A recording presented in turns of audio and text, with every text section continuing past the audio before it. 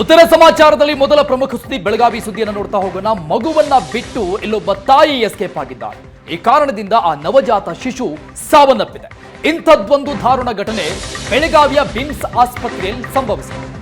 December 8ರಂದು ಅತ್ತೆ ಜೊತೆ ಬಂದಿದ್ದ ಬಿಬಿ ಜಾನ್ ಎಸ್ಕೇಪ್ ಆದಂತ ತಾಯಿ ಡಿಸೆಂಬರ್ 9ರಿಂದ ಹೆಣ್ಣು ಮಗುವಿಗೆ ಜನ್ಮ ನೀಡಿದ್ದ ಬಿಬಿ ಜಾನ್ ಡಿಸೆಂಬರ್ 9ಕ್ಕೆ ಈಕೆಗೆ ಹೆರಿಗೆ ಆಗುತ್ತೆ.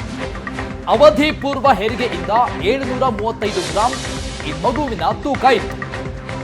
ಮಗುವನ್ನ ಐಸಿಯುಗೆ ಶಿಫ್ಟ್ ಮಾಡಲಾಗ್ತಾ ಇತ್ತು. ಮಗುವನ್ನ ಐಸಿಯುಗೆ ಶಿಫ್ಟ್ ಮಾಡ್ತಾ ಇದ್ದಂಗೆ ಅತ್ತೆ ಸೊಸೆ ಅಲ್ಲಿಂದ ಪರಾರಿಯಾಗಿದ್ದಾರೆ. ಆಸ್ಪತ್ರೆಯಿಂದ ಎಸ್ಕೇಪ್ ಆಗಿದ್ದಾರೆ.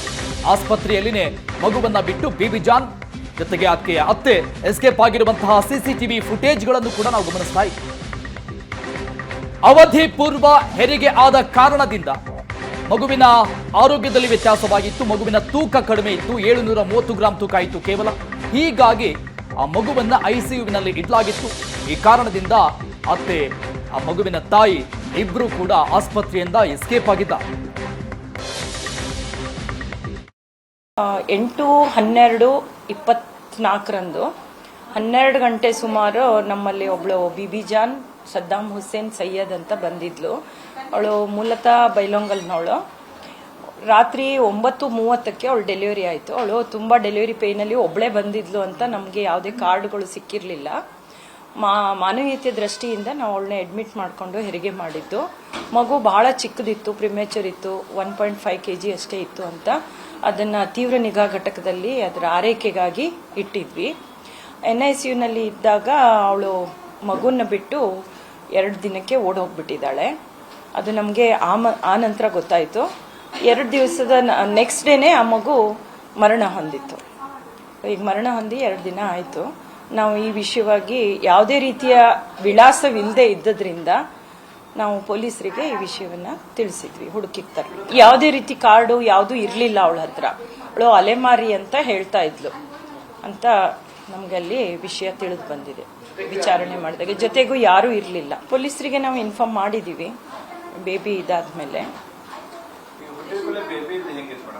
ಬೇಬಿ ಕಂಡೀಷನ್ ತುಂಬಾ ಚೆನ್ನಾಗಿರ್ಲಿಲ್ಲ. ಅದಕ್ಕೆ ತೀವ್ರ ನಿಗಾ ಘಟಕದ ಅವಶ್ಯಕತೆ ಇತ್ತು. ತೂಕನೂ ಕಡಿಮೆ ಇತ್ತು. ಹಾಗಾಗಿ ಅದರದ್ದು ವಯಸ್ಸು ಕೂಡ. ಬೆಳಗಾವಿಯ ಬಿಮ್ಸ್ ಆಸ್ಪತ್ರೆಯಲ್ಲಿ ಹೆತ್ತ ಮಗುವನ್ನ ಬಿಟ್ಟು ತಾಯಿ ಎಸ್ಕೇಪ್ ಆಗಿದ್ದಾಳೆ. ಶಿಶು ಸಾವಿಗೀಡಾಗಿದೆ. ಈ ಪ್ರಕರಣಕ್ಕೆ ಸಂಬಂಧಪಟ್ಟಂತೆ ಪರಿಶೀಲನೆ ನಡೆಸೋದಕ್ಕೆ ಬೆಳಗಾವಿಯ ಬಿಮ್ಸ್ ಆಸ್ಪತ್ರೆಗೆ ಸಚಿವೆ ಲಕ್ಷ್ಮೀ ಹೆಬ್ಬಾಳ್ಕರ್ ಗೌಡಾಯಿಸಿದ್ರು. ಸಚಿವ ಶರಣಪ್ರಕಾಶ್ ಪಾಟೀಲ್ ಅವರಿಂದ ಪರಿಶೀಲನೆ ನಡೆದಿದೆ. ಮಗು ಸಾವಿನ ಬಗ್ಗೆ ಮಾಹಿತಿಯನ್ನ ಪಡೆದಿದ್ದಾರೆ ಲಕ್ಷ್ಮೀ ಹೆಬ್ಬಾಳ್ಕರ್. ಕಾಲು ಜಾರಿ ಬಿದ್ದಿದ್ದ 6.5 ತಿಂಗಳ ಗರ್ಭಿಣಿ ತೀವ್ರ ನೋವಿನ ಕಾರಣಕ್ಕೆ ಬಿಮ್ಸ್ಗೆ ಕರೆತಂದು ದಾಖಲು ಮಾಡಲಾಗಿತ್ತು. 6.5 ತಿಂಗಳ ಗರ್ಭಿಣಿ, ಮಗು ಬೆಳವಣಿಗೆ ಆಗಿರಲಿಲ್ಲ. ಆದ್ರೂ ಮಗುವಿಗೆ ಸಮರ್ಪಕವಾದಂತಹ ಚಿಕಿತ್ಸೆಯನ್ನ ನೀಡಲಾಗಿತ್ತು ಬಿಮ್ಸ್ನಲ್ಲಿ. ಮಗು ಬಿಟ್ಟು ತಾಯಿ ಪರಾರಿಯಾಗಿದ್ದು ದುರ್ದೈವ. ಘಟನೆ ಬಗ್ಗೆ ತನಿಖೆ ನಡೀತಾ ಇದೆ ಅಂತ ಸಚಿವೆ ಲಕ್ಷ್ಮೀ ಹೆಬ್ಬಾಳ್ಕರ್ ಹೇಳಿದ್ದಾರೆ. ದೃಶ್ಯಗಳಲ್ಲಿ ನೋಡ್ತಾ ಇದ್ದೀರಾ, ಬಿಮ್ಸ್ ಆಸ್ಪತ್ರೆಗೆ ಲಕ್ಷ್ಮೀ ಹೆಬ್ಬಾಳ್ಕರ್ ಹಾಗೆ ಶರಣಪ್ರಕಾಶ್ ಪಾಟೀಲ್ ಭೇಟಿ ನೀಡಿ ಘಟನೆ ಬಗ್ಗೆ ಮಾಹಿತಿಯನ್ನ ಪಡೆದುಕೊಳ್ತಾ ಇದ್ದಾರೆ. ಎಷ್ಟೊತ್ತಿಗೆ ಬಂದು ಅಡ್ಮಿಟ್ ಆದ್ರೂ ಏನ್ ಸಮಸ್ಯೆ ಇತ್ತು ತಾಯಿಗೆ, ಹಾಗೆ ಮಗುವನ್ನ ಬಿಟ್ಟು ಹೋಗಿದ್ದು ಯಾವಾಗ, ಮಗುವಿನ ಕಂಡೀಷನ್ ಆ ಸಂದರ್ಭದಲ್ಲಿ ಹೇಗಿತ್ತು, ಇದರ ಬಗ್ಗೆ ಕಂಪ್ಲೀಟ್ ಆದಂತಹ ಮಾಹಿತಿಯನ್ನ ಪಡೆದುಕೊಳ್ತಾ ಇದ್ದಾರೆ.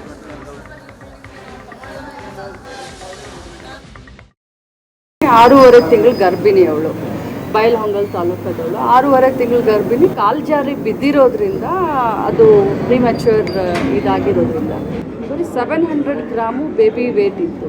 ಲಂಗ್ಸ್ ಎಲ್ಲ ಡೆವಲಪ್ ಆಗಿರಲಿಲ್ಲ. ನನಗಿನ್ನ ಜಾಸ್ತಿ ಡಾಕ್ಟ್ರ್ ಇದ್ದಾರೆ, ಇಲಾಖೆ ಮಂತ್ರಿಗಳು ಹೇಳ್ತಾರೆ. ಬಟ್ ತಾಯಿ ಕೂಡ ಹೇಳದೆ ಕೇಳದೆ ಹೋಗಿದ್ದಾರೆ. ಸೊ FIR ಅನ್ನು ನಮ್ಮ ಬಿಮ್ಸ್ದವರು ಡೈರೆಕ್ಟ್ರು FIR ಫೈಲ್ ಮಾಡಿದ್ದಾರೆ. ಸೊ ನಾವೇನು ಕೇರ್ ತೊಗೊಳ್ಬೇಕಾಗಿತ್ತು ನಮ್ಮ ಬಿಮ್ಸ್ ಆಸ್ಪತ್ರೆಯಲ್ಲಿ, ನಾವೆಲ್ಲ ರೀತಿಯ ಚಿಕಿತ್ಸೆ ಮತ್ತು ಕೇರನ್ನು ತೆಗೆದುಕೊಳ್ತಾ ಇದ್ವಿ. ಬಟ್ ಇದು ಅವ್ರ ಕಾಲು ಜಾರಿ ಬಿದ್ದು ಆದಂಥ ಒಂದು ಘಟನೆ ಅಂತ ಹೇಳಿ.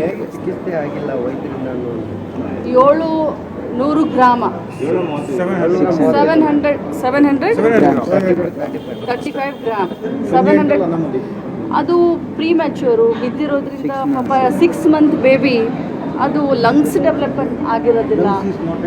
ಸೊ ಹೀಗಾಗಿ ಆಗಿದೆ, ಅದಕ್ಕೆಲ್ಲ ಚಿಕಿತ್ಸೆನೇ.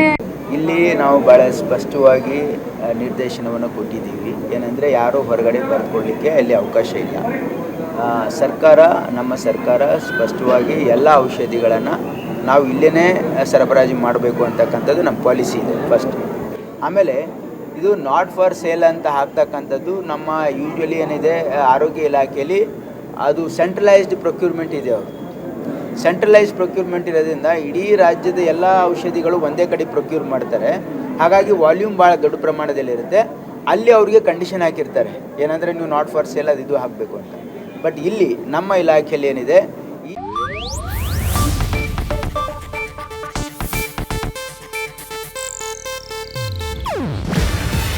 ಇದು ಏಷ್ಯಾನೆಟ್ ನ್ಯೂಸ್ ನೆಟ್ವರ್ಕ್ ಪ್ರಸ್ತುತಿ. ನೀವು ನೋಡ್ತಿದ್ದೀರಾ ಏಷ್ಯಾನೆಟ್ ಸುವರ್ಣ ನ್ಯೂಸ್.